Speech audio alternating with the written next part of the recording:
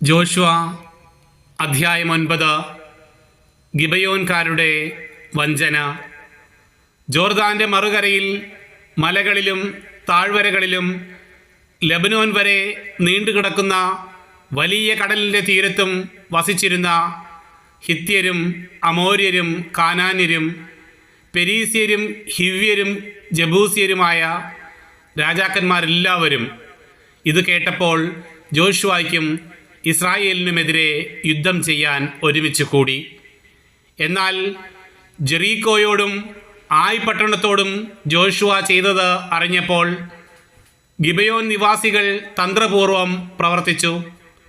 പഴകിയ ചാക്കുകളിൽ ഭക്ഷണ സാധനങ്ങളും കീറിത്തുന്നിയ തോൽക്കുടങ്ങളിൽ വീഞ്ഞും എടുത്ത് അവർ കഴുതപ്പുറത്ത് കയറ്റി. നന്നാക്കിയെടുത്ത പഴയ ചെരുപ്പുകളും കീറിപ്പറഞ്ഞ വസ്ത്രങ്ങളും ധരിച്ച് അവർ പുറപ്പെട്ടു. അവരുടെ ഭക്ഷണ പദാർത്ഥങ്ങൾ ഉണങ്ങിയതും പൂത്തതുമായിരുന്നു. അവർ ഗിൽഗാലിൽ ജോഷുവയുടെ പാളയത്തിൽ ചെന്ന് അവനോടും ഇസ്രായേൽക്കാരോടും പറഞ്ഞു, ഞങ്ങൾ വിദൂര ദേശത്തു നിന്ന് വരികയാണ്, ഞങ്ങളുമായി ഒരു ഉടമ്പടി ചെയ്യണം.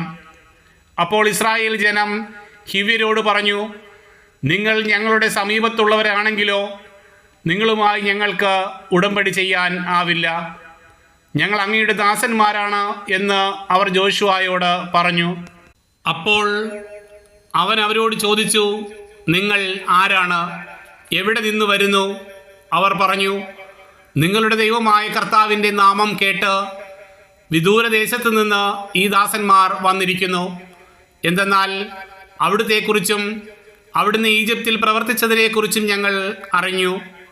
ജോർദാൻ്റെ മറുകരയിലുള്ള അമോരി രാജാക്കന്മാരായ ഹെഷ്ബോനിലെ സീഹോനോടും അഷ്താറോത്തിൽ താമസിക്കുന്ന ബാഷാൻ രാജാവായ ഓഗിനോടും പ്രവർത്തിച്ചതും ഞങ്ങൾ കേട്ടിട്ടുണ്ട്. ഞങ്ങളുടെ ശ്രേഷ്ഠന്മാരും നാട്ടുകാരും ഞങ്ങളോട് പറഞ്ഞു, യാത്രയ്ക്ക് വേണ്ട ഭക്ഷണ സാധനങ്ങൾ എടുത്തു ചെന്ന് അവരെ കണ്ട്, ഞങ്ങൾ നിങ്ങളുടെ ദാസന്മാരാണ്, അതുകൊണ്ട് ഞങ്ങളുമായി ഒരു ഉടമ്പടി ഉണ്ടാക്കുക എന്ന് പറയണം. ഇതാ ഞങ്ങളുടെ ഭക്ഷണ പദാർത്ഥങ്ങൾ ഉണങ്ങി പൂത്തിരിക്കുന്നു. യാത്രാമധ്യേ ഭക്ഷിക്കുന്നതിനായി ഞങ്ങളുടെ വീടുകളിൽ നിന്ന് എടുത്ത ഇവയ്ക്ക് പുറപ്പെടുമ്പോൾ ചൂടുണ്ടായിരുന്നു. ഞങ്ങൾ വീഞ്ഞു നിറയ്ക്കുമ്പോൾ ഈ തോൽക്കുടങ്ങൾ പുതിയവയായിരുന്നു. ഇപ്പോൾ ഇതാ അവ കീറിയിരിക്കുന്നു. സുദീർഘമായ യാത്രയിൽ ഞങ്ങളുടെ വസ്ത്രങ്ങളും ചെരുപ്പുകളും കീറി നശിച്ചിരിക്കുന്നു. കർത്താവിൻ്റെ നിർദ്ദേശം ആരായാതെ ജനം ആ ഭക്ഷണ പദാർത്ഥങ്ങളിൽ പങ്കുചേർന്നു. ജോഷുവ അവരുടെ ജീവൻ രക്ഷിക്കാമെന്ന് സമാധാന ഉടമ്പടി ചെയ്തു. ജനപ്രമാണികളും അങ്ങനെ ശപഥം ചെയ്തു.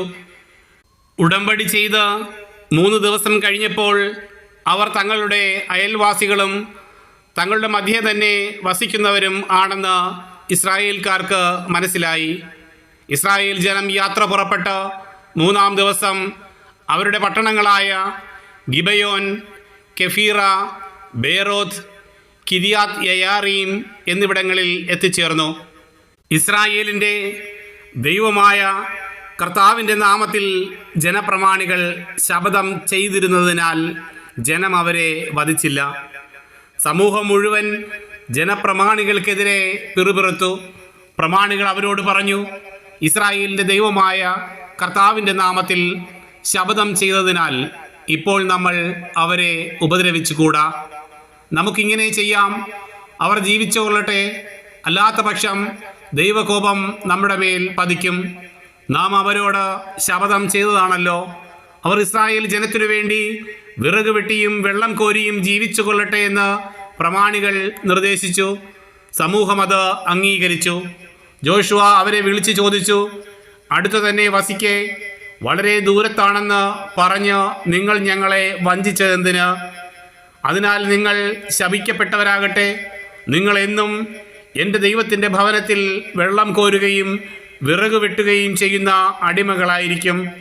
അവർ ജോഷുവയോട് പറഞ്ഞു, നിങ്ങളുടെ ദൈവമായ കർത്താവ് തൻ്റെ ദാസനായ മോശയോട് ഈ ദേശം മുഴുവനും നിങ്ങൾക്ക് തരണമെന്നും തദ്ദേശവാസികളെയെല്ലാം നിഗ്രഹിക്കണമെന്നും കൽപ്പിച്ചിട്ടുണ്ടെന്ന് നിന്റെ ദാസന്മാരായ ഞങ്ങൾക്ക് അറിവ് കിട്ടി. അതുകൊണ്ട് നിങ്ങളുടെ മുന്നേറ്റത്തിൽ ഭയന്ന് ജീവൻ രക്ഷിക്കാൻ ഇങ്ങനെ ചെയ്തു പോയി. ഇതാ ഇപ്പോൾ ഞങ്ങൾ നിങ്ങളുടെ കരങ്ങളിലാണ്. ന്യായവും യുക്തവുമെന്ന് തോന്നുന്നത് ഞങ്ങളോട് ചെയ്യുക. അപ്രകാരം തന്നെ അവൻ അവരോട് പ്രവർത്തിച്ചു. അവരെ ഇസ്രായേൽ ജനങ്ങളുടെ കരങ്ങളിൽ നിന്ന് മോചിപ്പിച്ചു. അവരെ വധിച്ചില്ല. അന്ന് ജോഷുവ അവരെ ഇസ്രായേൽക്കാർക്കും കർത്താവിൻ്റെ ബലിപീഠത്തിനും വേണ്ടി വിറക് വെട്ടാനും വെള്ളം കോരാനും നിയമിച്ചു. തന്നെ ആരാധിക്കാനായി കർത്താവ് തിരഞ്ഞെടുത്ത സ്ഥലത്ത് അവർ ഇന്നും അതേ ജോലി ചെയ്യുന്നു.